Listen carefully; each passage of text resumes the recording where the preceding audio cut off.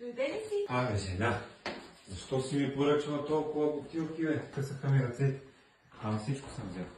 Газирана вода, тоник, студен чай и един стек кола.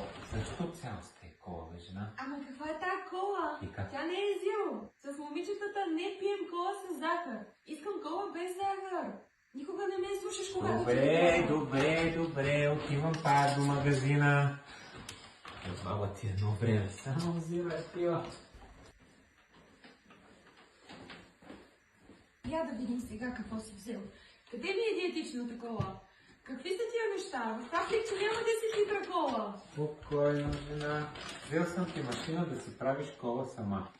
И не само кола, тоник, лимонада и специално за диетата на Стефчето, кола без захар. Наистина? Не за 10, ами за 12 литра ще ти стигнат. Страхотен си.